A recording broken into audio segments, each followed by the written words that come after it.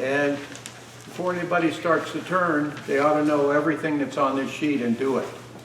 Because with the exception of this mask right here, which is that mask that's no good, okay? It just happens to still be on their sheet, okay? Very, very important, especially when we talk about the skew. The skew is probably, people refer to it as the terrible tool and all this, that, and the other. If it's used correctly, it's also the best tool you have. If you don't like the sand, it's the absolute best tool that you can have once you learn to use it. You have to keep it very, very sharp because a dull skew will hurt you, okay? A dull tool requires much more pressure to get it to cut. A sharp tool will cut without a lot of pressure, and a lot of pressure will cause a problem. The wood can come off the lathe, the tool can get a catch, you know, lots of things can happen with a dull tool. And with a skew, it's very important, okay? In fact, Richard Raffin, who is the master of the skew, refers to the skew as the dreaded skew. Because until you learn to use it, you'll probably end up just using it as a scraper, all right? Which it is not. It is not a scraper. Although they're taking skews now and sharpening them with different profiles and calling them reverse rake scrapers. But they're nothing but a skew that it's being used as a scraper. A scraper is a scraper. The thing that's wrong with a scraper is scrapers produce a lot of dust, okay, and require a reverse rake scraper will shear wood. It actually still scrapes, but it produces a lot less dust than a regular scraper, but it's still a scraper, okay. I have myself, and I'm sure Lee has too, when you accumulate tools, right? Absolutely. I have 6 scrapers. The first 2 that I bought were Richard Raffin scrapers. And Richard Raffin is the master of skews. Richard Raffin is the master of the skew, all right? When he does a bowl with a skew, he barely has to sand it. His skew will leave the bowl shiny. It cuts so clean, okay? And these are some of his original skews, which are square, okay? All right, now these are great if you have a tool rest like this one that's got a bead on it that it doesn't have any nicks in it. It'll slide really good. Or one like this, and this is full of nicks. Some of these, if you round the edges over on a skew, you don't get caught in any of the nicks. But that's what the only problem with a square skew, a rectangular skew, is the corners. They can get caught in the divots on the tool rest. Later on, he and other people modified their design and came up with the oval skew. The oval skew is rounded on the short side, and it's got a very small flat on the long side. And this allows you to slide across the tool rest without getting caught in the little divots or little nicks that may be on a tool rest. And the thing is a skew can put a divot in a tool rest. If you get a catch, it'll put a big divot in a tool rest. Okay. You can use almost any tool as a skew. This is a square scraper. This is one of the first 6 tools that I got 30 years ago with my first little Delta lathe. But if you use it as a scraper, you always got to have it down on the tool rest. And when I say down, you always want to hear the tool hit the tool rest before it hits the wood. Because I can tell you that you're in a world of shit if you hit the wood before you hit the tool rest. All right, because that wood will take that tool right out of your hand. If you use this, you can use this as a skew by turning it this way. And you can skew cut with a square scraper. No matter how small it is, big or small, you can use it as a small skew. You can use this as a skew, even though it's not. Okay. Like I was just saying, this is a small 1/8 parting tool. This cut my finger off right here. Okay? The only thing that was left holding my finger on was the skin on the top. Everything else was just dangling. In fact, when I went to the emergency room, I told the doctor, I said, am I going to be able to use that finger again? He says, probably not. And I said, well, why don't you just cut it off? You just take a pair of scissors and just cut it off. He said, I can't do that. So $18,000 later, I got a finger that I can't use, but it's there. This did it because when I went in with this, I wasn't on the tool rest, and this finger was right here. And my finger ended up here, and that thing came down, and that little square thing cut this finger off. Okay? So always hear the metal before you put it on the wood. Okay. Now, let's put a piece of wood on. Now, the big thing with skews is people get catches. And if you get a big catch with a skew, and you have it either in a chuck or or being driven by Point. a four-prong spur, all right? It's not going to stop. The wood's going to keep going around, all right? So what I use is this dead center, all right? I use the other ones too, but as for a beginner, you want to use this, because if you get a catch, the wood is going to stop turning. All right, it won't be it won't be a catastrophe. Okay, so that's what I'm going to use tonight. I'm going to use this. This thing has to be way back here, huh? Okay. I usually will not remove my chuck unless I have to. I will usually just mount it like this. Forgot, this is backwards. Oh, not a Nova chuck. Huh? Yeah, Not a Nova chuck. yeah, backwards. Anyway, It's also called a cup center and a safety center. yep, or a dead center.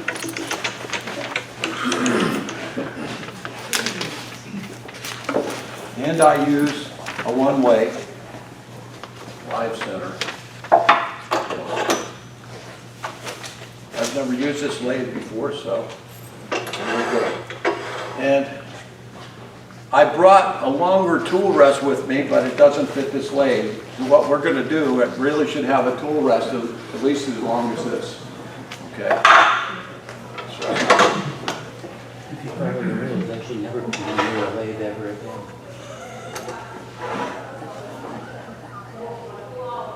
I've already marked the ends. For those of you who don't have one, this device will either mark the center of a round piece or a square piece. Pretty self-explanatory. Okay?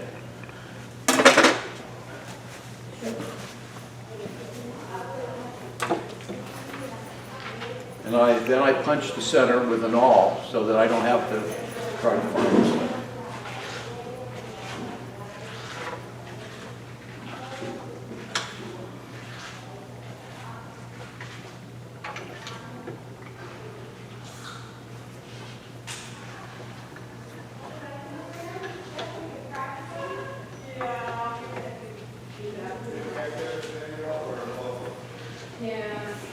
Now you see, this will turn.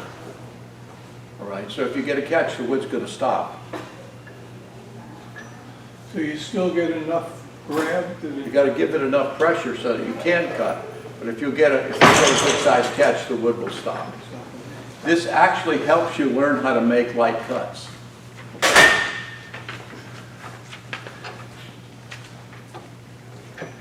And something that I've seen here in demonstrations And at Ron's shop, people do not lock their tailstock down. All right, they'll crank it once, they'll lock this down, then they'll start, and then the piece will fall off the lathe. Guilty. Because the vibration itself will back this right off. If this is not locked down, just the vibration you get from the lathe can back this thing right out. Okay. Do you have that off centered on purpose, Jerry, or did you notice that? It looks like it's not on center. Well, we'll fix that. Okay, no problem. Didn't mean to. No, no, I just want to see if we're paying attention, is that it? Looks good to me. Just as long as it's clear, that's the main thing. All the axis turn. And I just want to say this. When I turned it home, I saw Lee demonstrating one of these. I got one, and this is the best little thing that you can wear. Then you don't have to wear a mask and glasses and this and that and the other. It's all in one. But here I'm not going to do it. Okay. We're going to try a peeling cut or a planing cut. It's the same thing. Depends on what you want to, how you want to call it. Now, when I grind my skews, I try to put, and I've just learned this, because I used to just grind it on a grinding wheel and end up with a hollow grind on both sides. But I've found by actually preparing for this demo that I put my skew on a belt sander now, so I get a flat grind. Because then you can ride the bevel much smoother than just having 2 points touching. Okay, that's what I do. Do you do that? How do you grind? Yeah, I like a flat grind on Yeah. the skew, not a concave grind. Yeah, so you have to use a belt sander or something else to do that? Well, I have the CBN wheel with the 1-inch side on it. Yeah. So I do it on the side. Yeah, of the you can wheel. do it on the side too, yeah. The CBN wheel I have doesn't have that lip on it. Yeah. And you can't, you shouldn't grind on the side of a stone wheel, No. all right? I spent my summers in my dad's machine shop, and if he ever saw me grinding anything on the side of that wheel, he would have fired me right then and there, because a stone wheel can come apart. Yeah. It's not strong on the sides, it's only the face of it. And you should always dress a stone wheel. I have stone wheel and a CBN. Okay. And I got the 1-inch wide side Just for that. CBN wheels just to do that. Yeah. And I grind I didn't my even know parting they tool. sold those till recently. Yeah, I grind my parting tools Has on Ken the got, side has Ken too. got them? Has Ken got them? Yeah, he sells He's them. got them? My What Valdor has a What 3/4. grit head do you use on the sander? I have 80 on my belt sander. Sharpen it on 80? Yeah, I sharpen it with 80. Yeah. That's the only belt that I have, so that's what I use.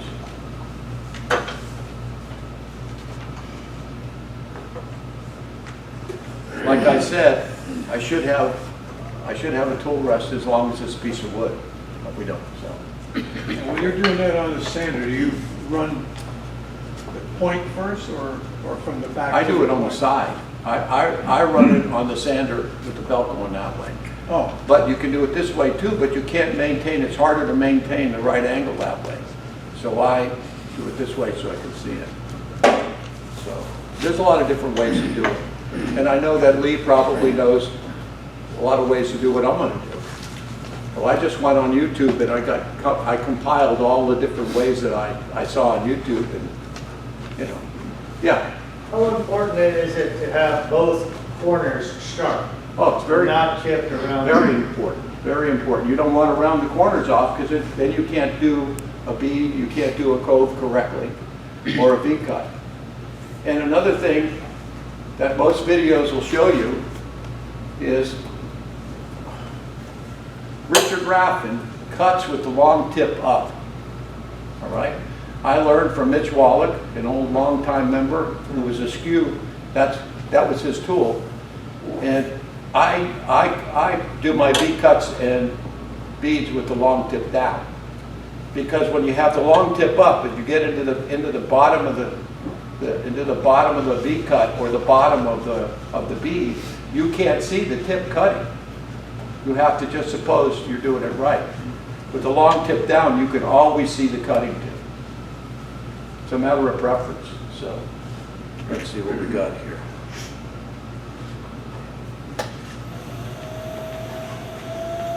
It is a little out, isn't it? That's okay, fix that. Oh, it ain't that. Yeah, or so. And I marked the center. All right, you mark something. On a planing cut, the main thing is to keep this edge parallel with the wood, okay? So what you will do was, because a planing cut is straight, you want the blade to cut straight across. You don't want to taper it or anything like that. Where do you approach that? Above center? What? Yeah, at about 10 o'clock, above center. Down onto the wood, rub the bevel, and raise the handle. As you can see, it will stop. And let me...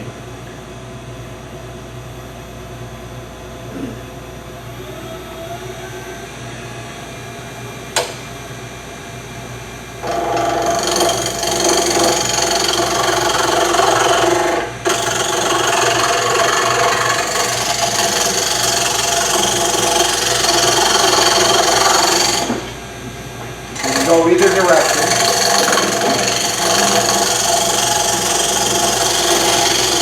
This is especially good if you're making a table leg and you want to, after you get it centered correctly, get this right, you can make a nice taper on a table leg. You're flat on the stool leg?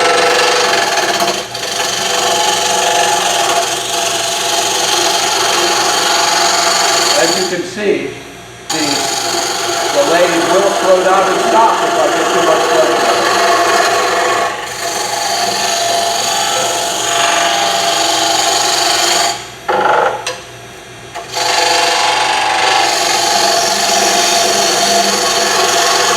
Hey, Gary, is this oval steel or rectangular flat one? This is an oval skew. Oval. A flat skew. That's all you turn in it a little bit. Right. As you're going left or right. Let's do it with flat one.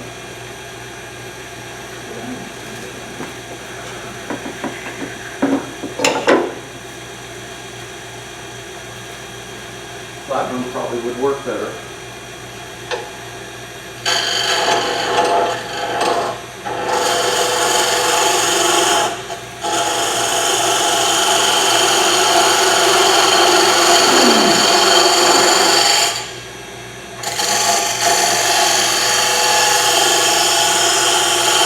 Great about a skew is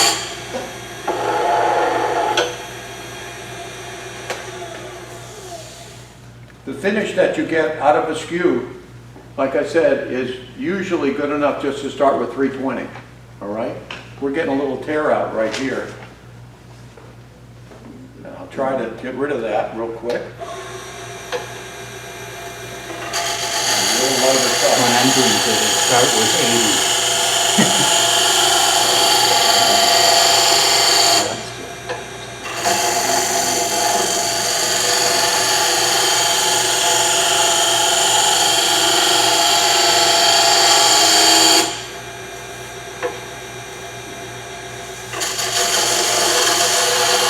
Vibration, so try to dampen the vibration with my hand.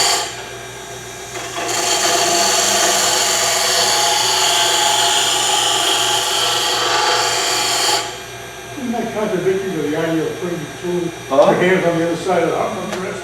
What? You're putting your hand on the other side of the rest. Right. They told me never do that. I lost a finger because of it. Well, that's here, Yeah. not here.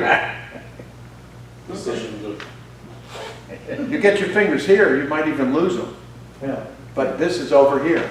And anybody that does very, very small spindles, like Lee, you're always gonna support it with your hand on the other side, correct? Either up under or just Yeah. like he's showing. Right. But Then when what you, Mike is saying is when you just starting to learn how Huh? to use this tool, don't put your hands there. what? What Mike is saying is if you're just starting to learn how Oh, to yeah, use this yeah, tool, no. don't no. do what you just Well, did. the palm of his heel here was on the tool rack. Yeah, that's on the Fingers tool were way rest. up over. Your fingers, yeah. That's right. So I have a question. When is your tool flat on the tool rest? Huh? Is your tool flat on the tool Oh, yeah, rest? yeah. it's Or are flat. you tilting it? It's away? flat, no, it's flat on the tool. It's flat. And all you really have to do is a little bit of 320, and you're almost done with the piece. With the grain. With the grain, not as it rotates. What did you call the drive spur? What was the name of that drive spur? This one, Yeah, a dead center, but there's other names for it. A cup center, cup center, safety center. Right, spur. okay. Is that spring being long? Now,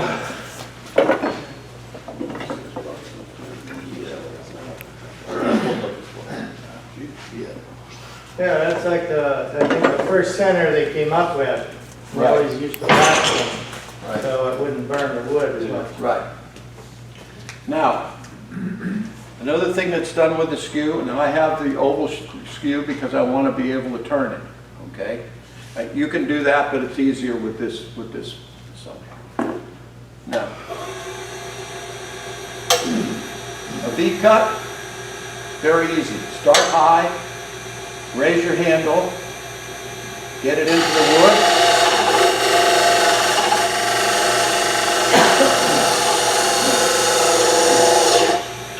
Then the other way. Go back and refine it.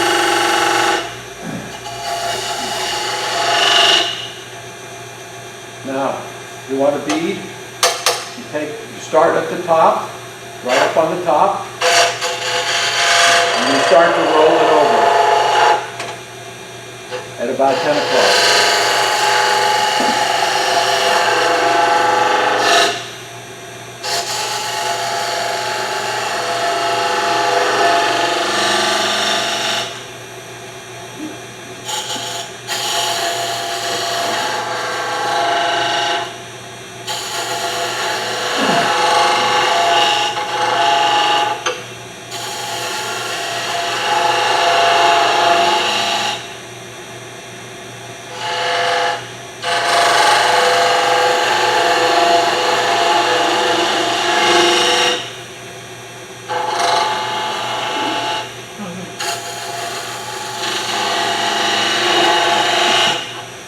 And to decide that you don't want to use this like this, you can put it flat, you can use it as this way. You can use it as a reverse rate breaker. But the previous cut is 800 grit, and that one is 220. Right. If you use it as a skew, you got, like you said, you're way up past 400 grit. You scrape, now you got to sand more. Okay. Now,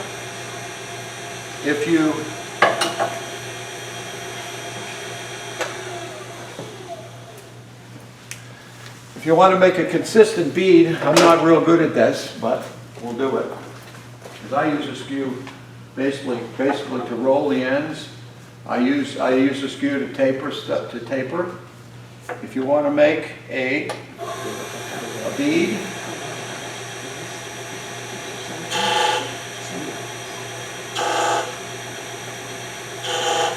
mark the bead, mark the center. Start at the center.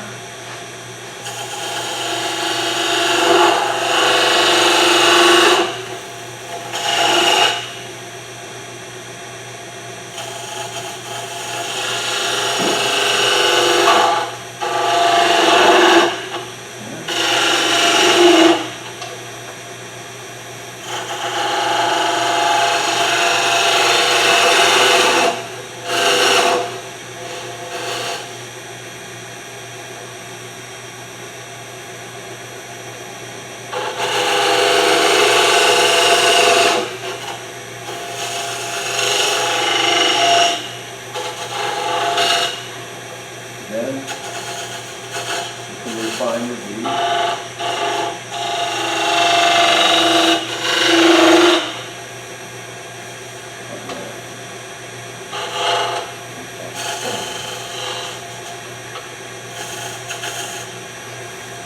Now,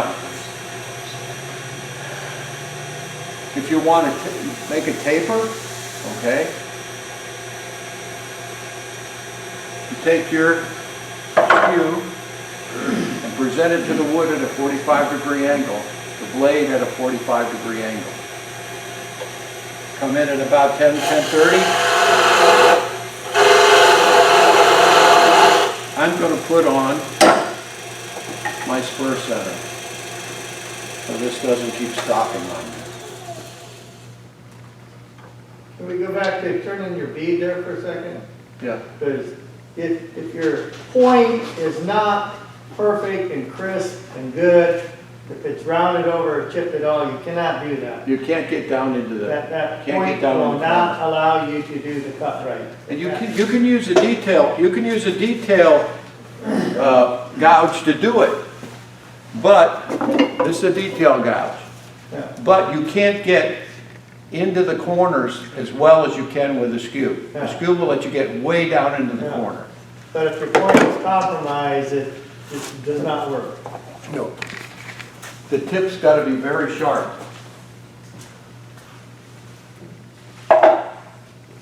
I'm going to put on the spur center so I can do this. It's starting to bother me now. But this is good for safety, okay? You know, once we become It's useless for everything else. experienced, we don't worry about safety as much as we should, right? That's why your finger doesn't work anymore. That's right. But that was when I was worried about safety. Jerry, can you pass on the spur you took out? We want to see. What? The pass around the safety center, Yeah, we just want to see what it is. Please. cup center.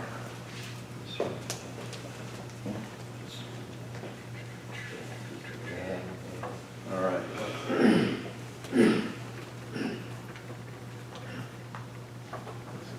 Just like this.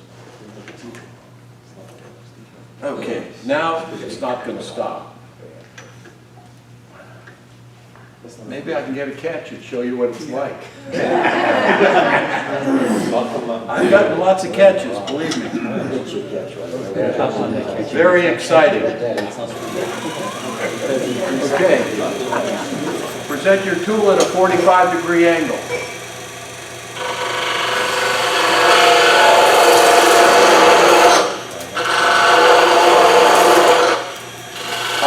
Above center, about at the 10:30 mark.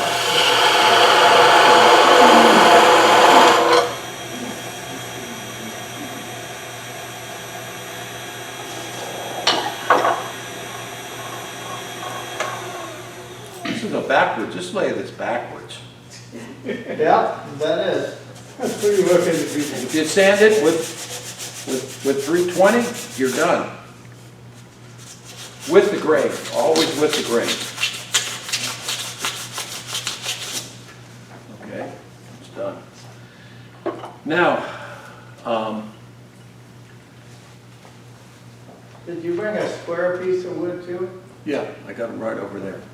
All right, so the main thing is with the skew is V-cuts, planing cut, and making beads. Making beads is the thing that you should practice, okay?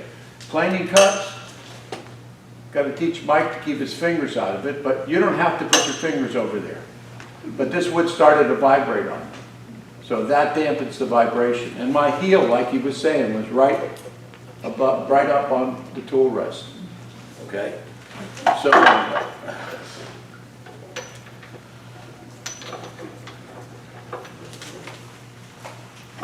okay.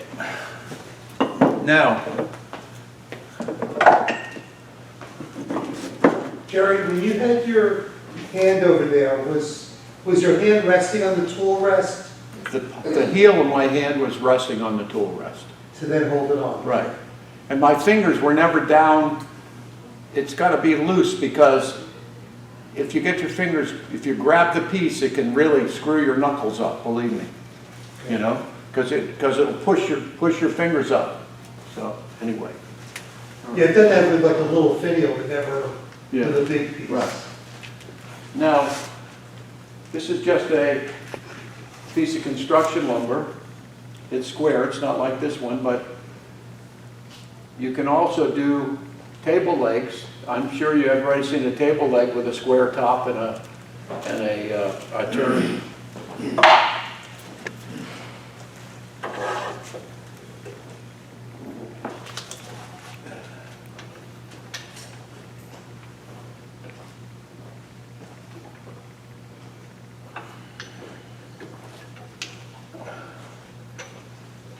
And you're back to your spur chuck on? Yes. No, it's a spur. I'm not gonna use the safety Okay. chuck.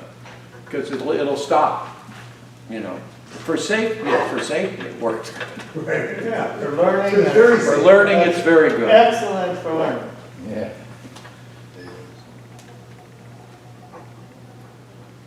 We want to see how it's not supposed to be done. Well, That's why we come here. yeah. Want to see how to do it, you do go to YouTube. I heard that was last month's demo. Yep, What was last month's demo? how we're not supposed to do things. Who did it? Who- I did it. You did? All right. Now, so you want to make a table leg.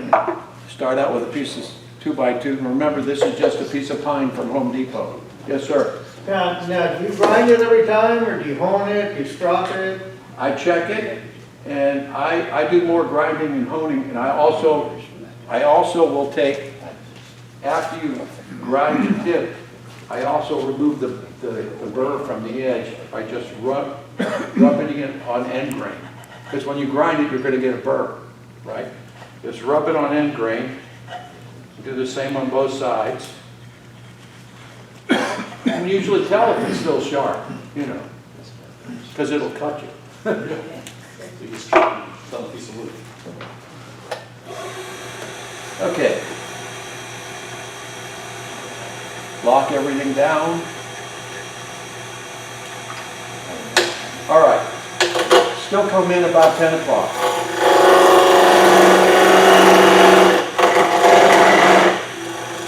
And also, one thing that I wanted to go over. With a skew will tell you when you're using it wrong, okay? If you're taking too deep a cut, say you're making a taper and you're taking too deep a cut, the wood will push back, and you'll feel that wood does not want you to cut it that way. So you take a little lighter cut and the wood doesn't push back. But if you take too deep a cut, the wood will push back on you. Okay? And you know, it won't hurt you, but you won't get a good cut, and you'll find that the tool actually will stop, okay, going in. All right? So we're going in at about 10 o'clock. At about, let's say, about a 30-degree angle. That's why I'm getting rid of what's in the bottom of the groove, because the skew won't go any further with that down there. Okay? Long tip down. See what it looks like?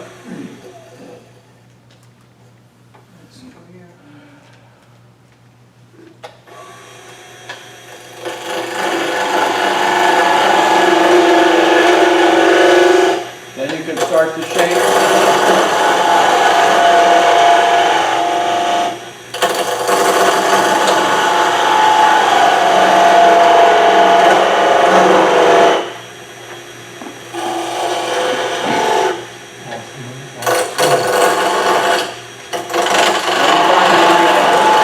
Get this round.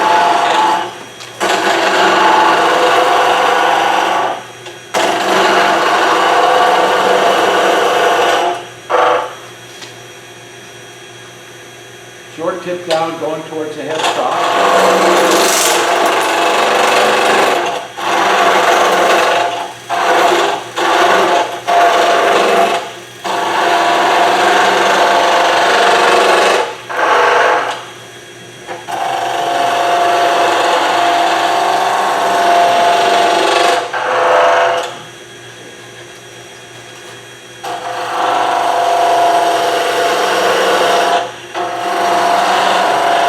You want to stick the high to low grain when you're cutting, or because I noticed you went kind of against the grain on the one pass going up. Well, I'm not too precision, so I just kind of do what feels right, that's all.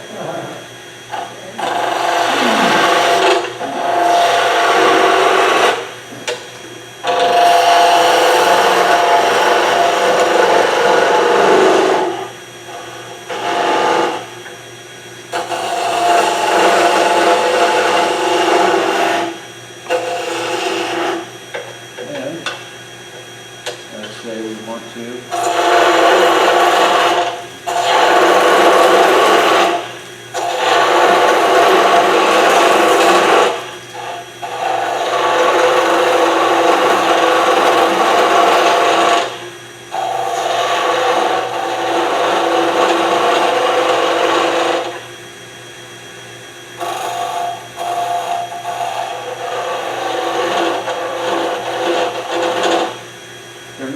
A skew is not real good with inside cuts like this. It's very, very good. Now, a lot of people would pick up a detail gouge and do that. You can actually finish it like that, but it's harder with a skew.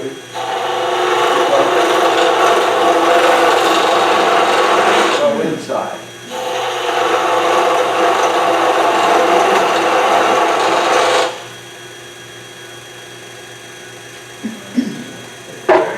Huh?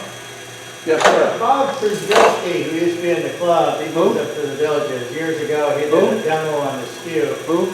Bob Przybylski. Oh, yeah. And one thing that he said really hit home for me is you only cut in the direction you're going. You don't drag that tool back on the wood, No. or it can really grab on you. Oh, yeah, if you, It's yeah. one way, cut that way, and And I remove the noticed tool. every time you cut, you're lifting it off, Right. coming back Right. up. You're not dragging it back up the wood. Because you can end up with that point going down into the wood and get you a really big cat. Absolutely right.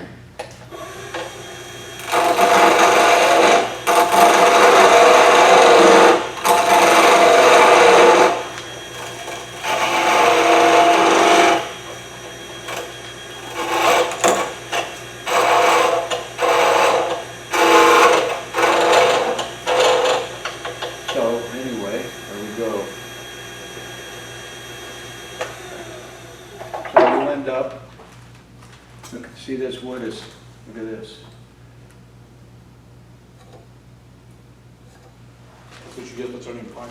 Yeah. Right down in here in the groove, that's like 600, 800 grit. Yeah. You almost don't need to touch it with sandpaper Right. at all. It's so nice. Okay. That's that. Can you pass that piece around if you're done with it? This piece and this piece. This piece I did with nobody watching me. Stage fright? Huh?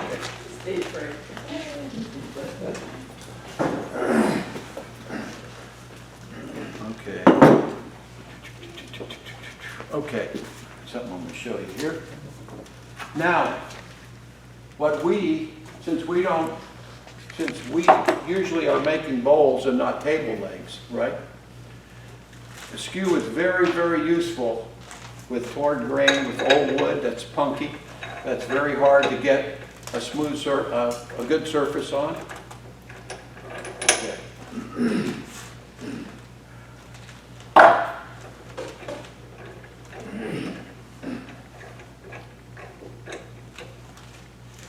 This is a bowl shape on either side, okay?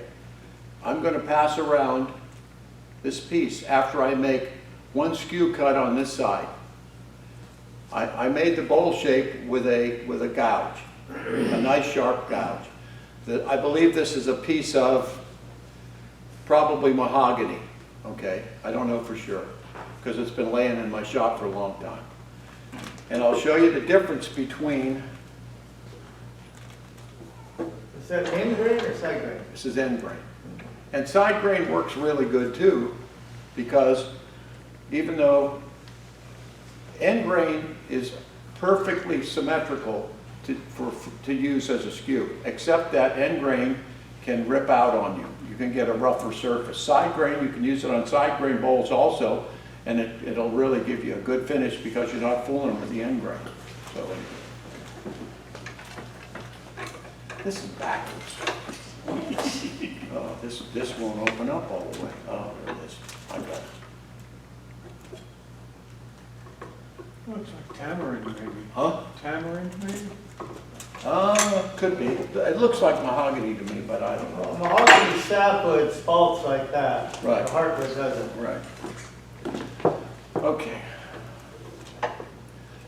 This is what I use the Skew mostly for. Now, when you're doing this, it doesn't have to be raised up. It can be at center, a little bit above center, a little bit below. I always leave it a little bit above center. Okay. Because you're not running the same direction as the grain is. So you're not trying to peel it, you're just trying to get rid of the torn grain that the gouge produces. Now, if I just left it like this, you'd have to start with 80, 120, 150, 180, 220, 320, right? Okay. But if I run, always use the tailstock when you can. Always.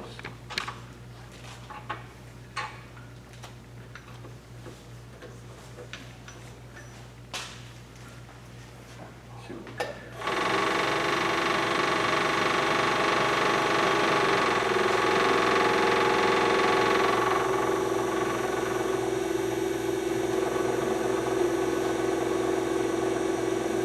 Anytime you hear a noise, I'm going to check it out, make sure everything is right.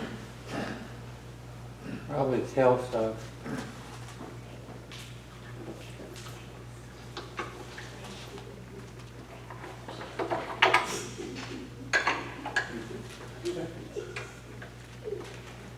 And I learned this from Lee a long time ago. You don't know he taught me anything, but he did.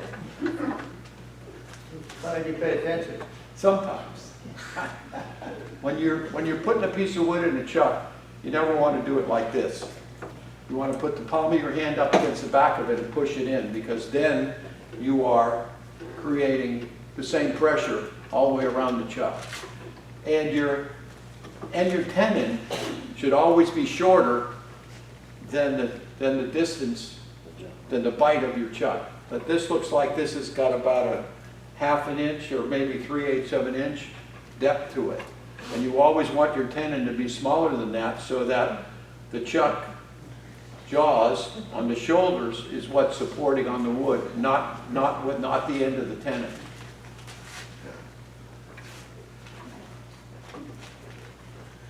I put it in the chuck just slightly and then bring the tailstock up. You can do that Push too, it yeah. into the Yeah, you can do tailstock. that. People do that. That's the way I learned. But, you know, without that, you can Push just it do right it. in the center.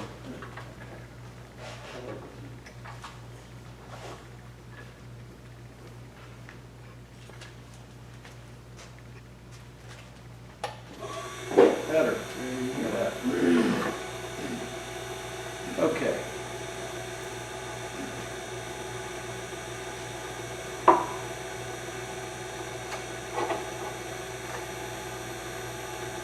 My rule of thumb is when you're turning the outside, you always want to put the tool rest a little below center, because if you get a catch, you're going from bigger to smaller, so you won't really tear the wood up. On the inside, it's the other way around. You want your tool to strike the piece above center, so if you get a catch, you're going into a wider part that you've already turned. Long tip down, about a 45-degree angle.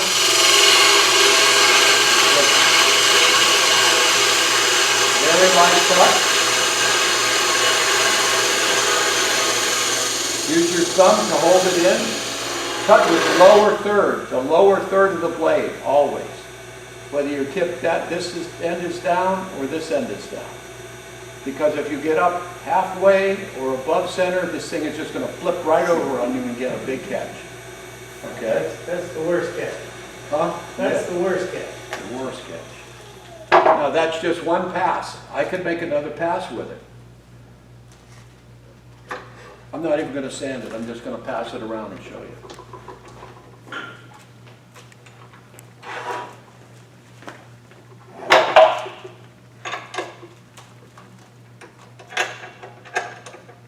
hate this thing. I got rid of all my Nova trucks. Yeah, I saw, I got one. All right, here, 3 of them. This side is right off of gouge. This side is just one pass with that skew. That's what's so good about it. For our use, this is really what the tool is for.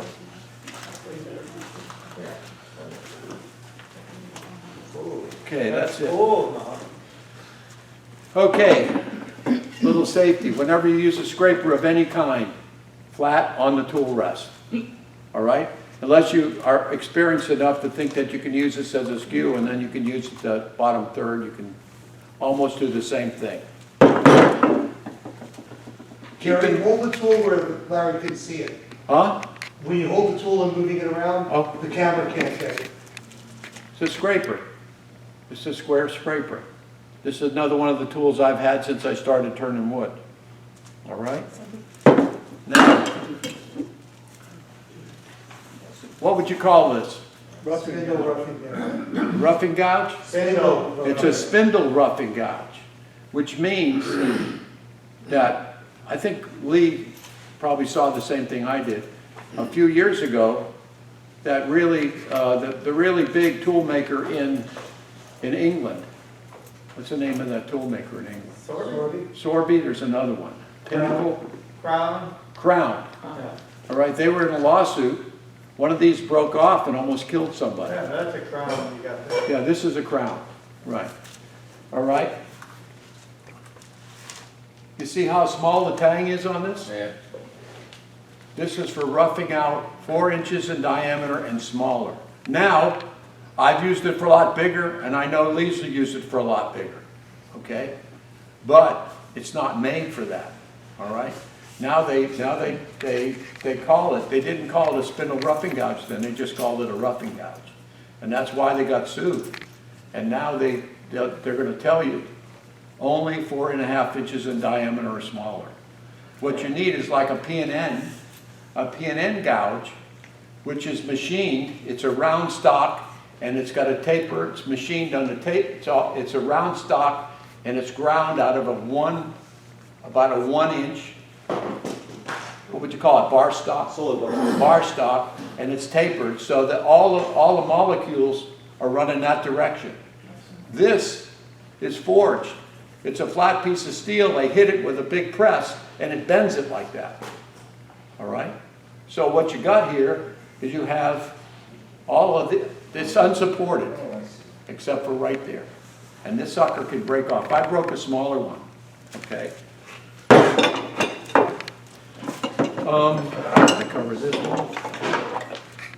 Parting tool. Jerry, when you said a 4-inch piece, you mean a 4-inch bowl, a side grain you would use for that? Diameter. Or you mean a 4-inch?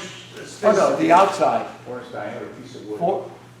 The biggest piece of wood that you should rough out with that, whatever it is 4.5 inches in diameter. But you would use it on side grain? You can use it on side grain. Spindle is all End grain to me is the best way to turn anything. If you want to make a solid bowl, that's bigger than 4.5 inches in diameter, right? So, anyway, any questions? That's it.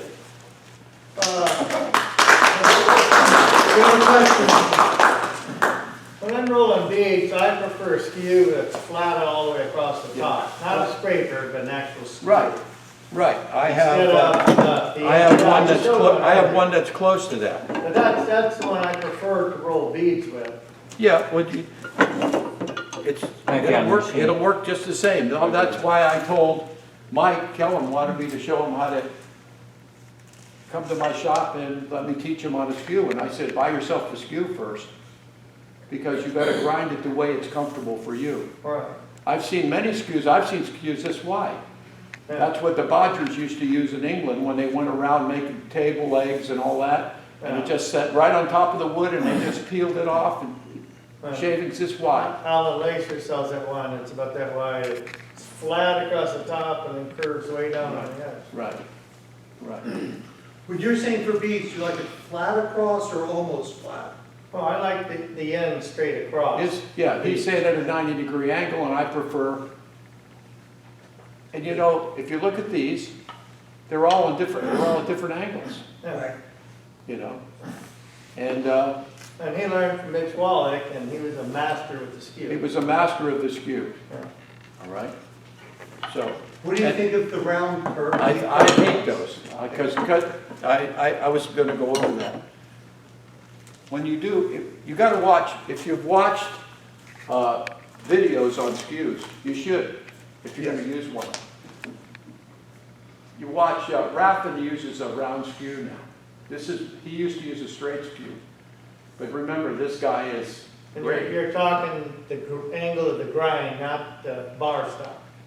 Correct. No, he actually, his blade is actually radius now. Yeah, the top, the Right, it's cutting edge radius. is radius, Now, not the stop. You Because I know, have a round rod, which Right. is a skew that I use. right, I've seen that before. But, all right, I'm left-handed, which makes me dyslexic anyway, right? Okay? It does. Think about it. If you're only gonna use the bottom third of that blade. Now, on the round skew, on that radius skew, you're supposed to only use the bottom third. He says you can creep up to halfway up, but no further than that, Yeah. okay? To me, the way it's radius, it's so easy to get up to halfway or beyond halfway and have that sucker flip over on you. So I don't like the radius ones. A lot of people use them. And never use a skew inside a bowl. Don't ever use a skew inside a bowl. Unless you're Even using a radius one, even a radius skew, don't use it inside. Yeah, I've never used a skew on a purpose. Unless you're gonna use it as a scraper. If you use it as a scraper, you probably could use it inside if that's what you wanted to do. Use a scraper. I want to know, Use a I scraper. like the round skews, but I always go the short end in. I always lead with the short end. So the round, the But if you're cutting a bead, when you get that around and down into the bottom of that bead, you can't see the tip of that blade if you go Correct. that way. With the long end down, you could always see the tip of the blade, always, and you could see exactly what you're Exactly doing. where it's Now, I don't do the best, I can do decent beads, but I don't do the best beads there are. You don't practice it? No, I don't If you practice. use the lower end when you're going in, you have stand a chance of the top catching on your bead. Not really. No. It's way out of play. That's why You're you not gotta, gonna make a bead big enough that it's gonna be deeper than you that. gotta be cutting on the bottom third of the blade. Yeah, bottom Yeah, third, yeah. always cut on the bottom third of the blade. Whichever side is. Whether you're gonna go long tip down or short tip down. The bottom third, because if it gets halfway up, some bitch is gonna flip over and you're gonna wish you didn't do it. Yeah. You better hang on to it. Because at the Campbell School in North Carolina, in Brasstown, North Carolina, which is one of the preeminent wood turning places in the United States, all right, they have a brand new wood turning studio. They got like 10 Powermatic lathes, all right? And right in the middle of the ceiling, there's a skew stuck in the ceiling. A beginning student, tried to use a skew, it flipped over on him, and it ended up in the ceiling. I've had him go this way. Ray Ryland did that at his shop. Who? Ray Ryland went all the way across the room in his garage, just stuck in the wall above his Right. clothes dryer. And let me tell you, that's sharp. That can get you. Even if it falls off your lathe, they always go tip down, don't they? They always go tip down. That's a heavier side. And I turned in my sandals sometimes. And I want to tell you, that can hurt you. Oh, yeah, I can take it so. I'll go right through your foot. Oh, yeah. Well, he's already almost a beater. He knows what Yeah, to do. I know. Wear the right clothes. Wear the right clothing. They still have back on. 80 grand. That's it, I guess. I'm sure that Lee could probably come up here and show you things that I couldn't, but